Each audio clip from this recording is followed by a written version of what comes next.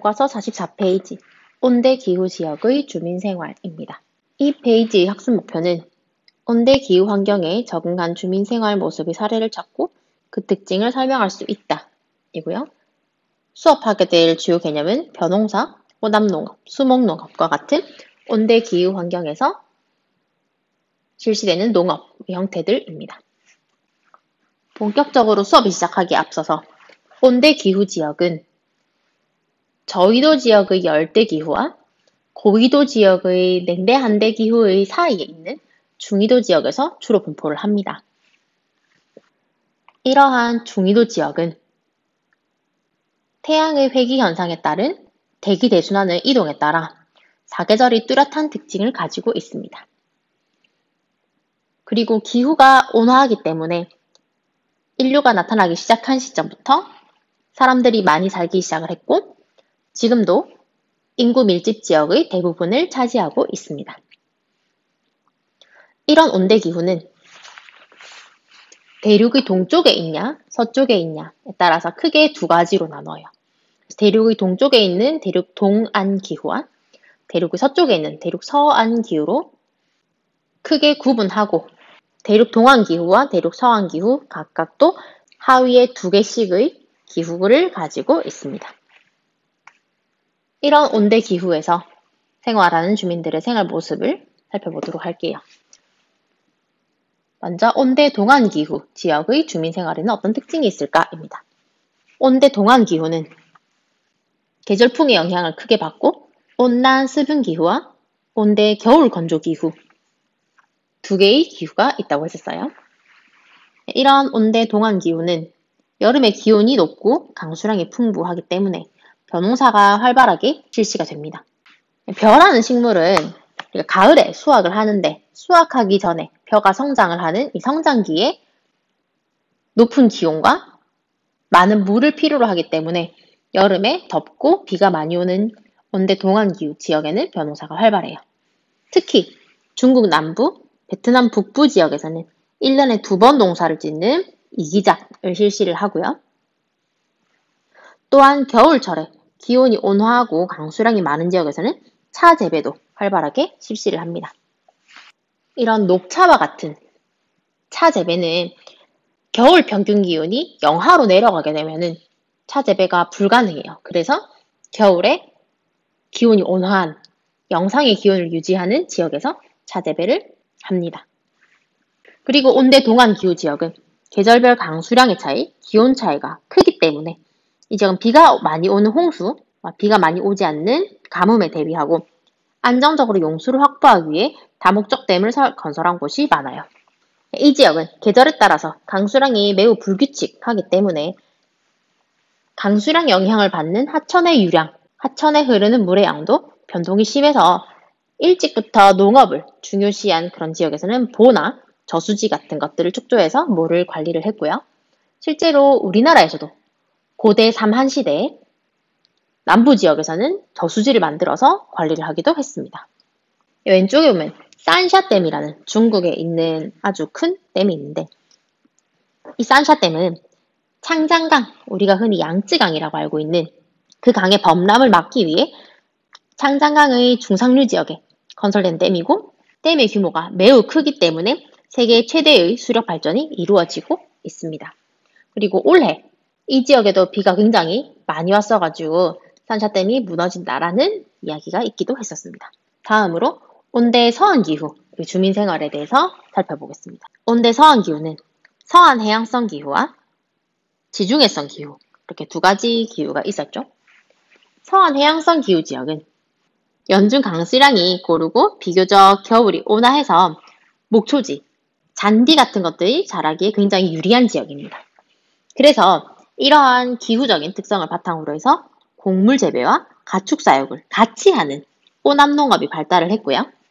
그리고 온대 서안 기후가 나타나는 지역 중에 유럽의 큰 도시들이 많이 있기 때문에 이런 대도시들이 집중한 북해 연안에서는 낙농업과 화훼농업이 발달을 하기도 했습니다. 낙농업과 화훼농업은 우유를 가지고 가공해서 만드는 농업이나 화훼농업은 꽃이나 관상용 식물, 화초 같은 것들을 생산하는 농업의 형태인데 이것들은 생산을 하고 나서 소비자들에게 빨리빨리 유통이 되어야 되기 때문에 대도시 근처에 발달을 했습니다. 또한 이 지역은 연중 강수량이 고르고 하천 유량이 대체로 일정하기 때문에 하천을 교통로로 이용하는 곳이 많아요. 1년 내내 비가 고르게 오기 때문에 이 비가 흘러가 들어가는 하천의 물의 양도 일정하게 유지가 되어서 하천을 이용해서 수운교통, 배를 타고 다니는 교통이 발달을 했습니다. 또 이러한 서한 해양성 기후지역은 흐리고 비가 내리는 날이 많기 때문에 이곳 주민들은 날씨가 맑은 날에 일광욕을 즐기는 모습들을 우리가 쉽게 볼 수가 있습니다. 그래서 서한 해양성 기후에 가장 걸맞는 이미지는 우리가 영국 신사라고 할 수 있어요. 영국 신사는 중절모를 쓰고 트렌치코트를 입고 우산을 들고 다니는 모습이 우리가 쉽게 떠오르잖아요. 이 지역은 보슬비가 많이 내리는 지역이기 때문에 비가 적게 올 때는 중절모와 트렌치코트로 비를 충분히 막을 수 있는. 그런데 이렇게 보슬비 내리고 흐린 날씨가 많이 있기 때문에 영국 신사들이 이런 차림으로 많이 다니는 모습들을 우리가 생각해 볼 수 있겠습니다. 다음으로 지중해성 기후지역에서는 여름철 강수량이 적은 환경에서도 잘 자라는 올리브, 포도, 오렌지 나무 같은 경렵수를 이용한 수목농업을 하고요.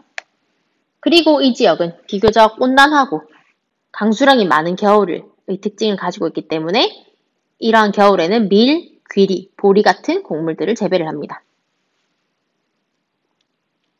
이 지역은 여름에 비가 별로 오지 않는 굉장히 독특한 기후 특성을 보이기 때문에 여름철에 일조량이 많은 에스파냐, 이탈리아, 미국의 캘리포니아 같은 곳에서는 관계시설, 물을 끌어오는 시설을 이용해서 채소를 재배하거나 벼농사를 짓기도 합니다. 또한 알프스 산지와 메세타 고원 같은 곳에서는 계절에 따라 이동하며 가축을 사육하는 이목을 실시하기도 합니다. 그래서 여러분들 어렸을 때 들었음직한 동화 알프스 소녀 하이디의 배경을 보면 이 지역이 알프스에서 이목을 하는 그런 환경을 배경으로 하고 있어요. 그래서 하이디가 양을 데리고 여름에는 알프스 산지의 산으로 올라가서 목축을 하고 겨울이 되면 산지가 춥기 때문에 산을 내려와서 마을에서 지내는 모습을 볼 수가 있습니다. 또한 이런 지중해성 기후지역에서는 여름에 고온, 더운 것에 대비한 가옥 구조가 굉장히 독특하게 나타나는데 벽을 흰색으로 칠해서 햇빛 반사율을 높이고 창문을 작게 만들어서 열기를 막는 모습들을 볼 수가 있어요. 이 이외에도 이 지역에서는 벽이 두껍고 그늘을 만들기 위해서 집과 집 사이의 간격이 좁은 모습들을 볼 수가 있는데 대표적인 게 우리 교과서에도 나와 있는 그리스의 산토리니 섬의 모습을 볼 수가 있습니다. 예전에 포카리 스웨트 같은 음료 광고에 굉장히 많이 나왔던 지역이고요. 섬에 있는 집의 모습들을 보면 벽을 흰색으로 칠해서 여름에 뜨거운 햇빛을 막으려는, 반사시키려는 의도가 담겨져 있습니다. 그리고 왼쪽에는 날이 맑은 날 일광욕을 하는 서한 해양성 기후지역의 사람들의 모습이 나와 있어요. 오른쪽 페이지, 45페이지의 탐구활동 보겠습니다. 탐구활동의 제목은 온대 기후지역의 다양한 농업이에요. 총 4개의 자료가 나와 있는데 위에 있는 두 사진은 온대 동안 기후의 농업의 모습이고 아래쪽에 있는 2개의 자료는 온대 서한 기후에서 볼 수 있는 농업의 형태입니다. 하나씩 살펴보면 베트남 북부에서 실시하는 벼농사의 모습이에요. 이거는 우리나라에서도 충분히 볼 수 있는 모습이죠. 벼는 성장기에 높은 온도와 많은 물이 필요한 작물입니다. 그래서 여름에 기온이 높고 강수량이 많은 동남아시아에서는 벼의 이기작이 가능하고요. 그리고 우리나라나 중국을 포함한 지역에서도 이기작까지는 아니지만 벼농사를 많이 실시하고 있습니다. 오른쪽은 타이완에서 실시하고 있는 차 재배의 모습이에요. 이런 모습은 우리나라의 전라남도 보성에 가면 비슷한 모습을 볼 수가 있습니다. 차, 녹차를 이야기를 하는 거예요. 차는 온화하고 강수량이 많은 지역에서 잘 자라는 작물입니다. 그래서 겨울철 기온이 온화하고 여름 강수량이 많은 지역에서 차 재배가 활발하게 실시가 되는 모습을 볼 수가 있습니다. 지도를 보면 베트남과 타이완 모두 유라시아 대륙의 동쪽에 있는 것을 볼 수가 있습니다. 다음으로 온대 서한 기후의 농업의 모습을 보겠습니다. 왼쪽에 있는 사진은 이탈리아에서 실시하는 수목농업의 모습이고요. 사진은 올리브 나무와 올리브 열매입니다. 올리브는 서브웨이 좋아하는 친구들 있을지 모르겠는데 서브웨이 가면은 넣어준 야채에 보면 이 올리브를 반 잘라서 이렇게 동그랗게 생긴 걸 볼 수가 있고, 그리고 피자 같은 것에도 올리브가 많이 들어가죠. 이런 올리브는 지중해성 기후에서 재배되는 대표적인 병엽수를 이용한 수목농업의 작물의 일종입니다. 그래서 지중해 연안에서는 건조한 여름에도 잘 견디는 올리브 나무를 재배하는 농가가 많이 있고요. 오른쪽은 영국에서 실시하는 혼합농업의 모습인데, 혼합농업은 말 그대로 혼합, 섞여 있다는 말입니다. 그래서 농경지를 보면 사람들이 거주하는 집이 있고요.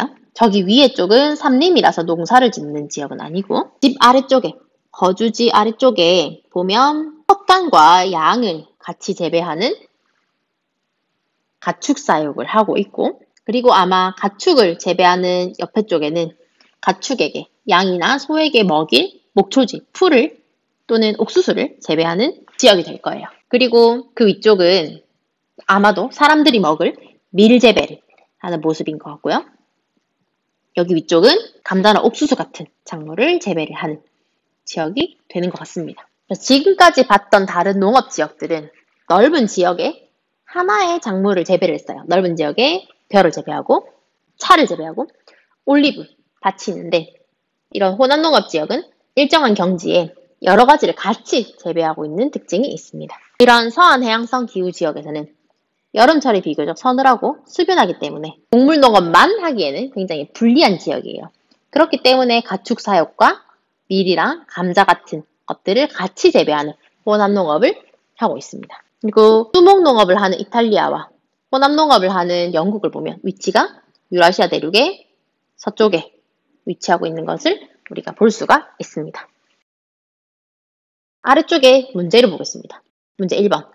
자료 3에 제시된 농업이 발달한 지역을 온대 동안과 서안으로 구분해보고 각각의 농업에 영향을 준 기후 특징을 정리해보자 라고 했습니다. 온대 동안 기후 지역에서 발달한 농업으로 제일 처음으로 본 게 우리가 벼농사였습니다. 그리고 두 번째로 봤던 게 차 재배하는 모습이었어요. 그리고 온대 서안 기후 지역에서는 우리가 처음으로 본 게 수목농업, 올리브 나무가 있는 것이었고, 두 번째가 혼합농업. 이러한 각각의 농업이 발달하는 기후 특징으로는 벼농사는 여름철에 덥고 비가 많이 오는 기후의 특징을 가지고 있어야 한다고 했습니다. 그리고 녹차와 같은 차 재배는 겨울철에 온화한 따뜻한 기후가 있어야 되고, 여름철에 많은 강수량이 뒷받침되어야 합니다. 그리고 온대 서한 기후 지역에서 발달한 수목농업은 지중해성 기후 지역에서 흔하게 볼 수 있는 농업의 형태인데, 여름철에 고온 건조한 기후 지역에서 수목농업이 많이 발달을 하고요. 마지막으로 혼합농업 지역은 여름철에 서늘하고 겨울철에 온화한 그런 기후와 연중 고른 강수량이 나타나는 지역에서 주로 재배가 되었습니다. 다음 문제 2번입니다. 자료 3에 제시된 지역 중 하나를 골라 농업과 관련된 음식 문화를 조사해보자고 했는데, 그걸 다 하기는 힘들 것 같고, 온난 수변 기후에서는 쌀 재배가 많이 되기 때문에 베트남 같은 곳에서는 쌀국수 같은 음식들이 발달을 했고, 지중해성 기후 지역에서는 우리는 올리브 나무를 봤지만 올리브 말고 포도 같은 것들도 많이 재배가 돼요. 그래서 포도를 이용한 와인 생산이 이탈리아에서는 많이 됩니다. 그리고 서한해양성 기후 지역에서는 혼합농업을 하는데, 혼합농업을 할 때 가축으로 주로 양이나 소를 키웠기 때문에 소고기를 이용한 스테이크 같은 것들이 발달을 했습니다. 그럼 여기까지 해서 교과서 44, 45페이지 온대 기후 지역의 주민 생활에 대한 설명은 여기까지 하도록 하겠습니다. 수고하셨습니다.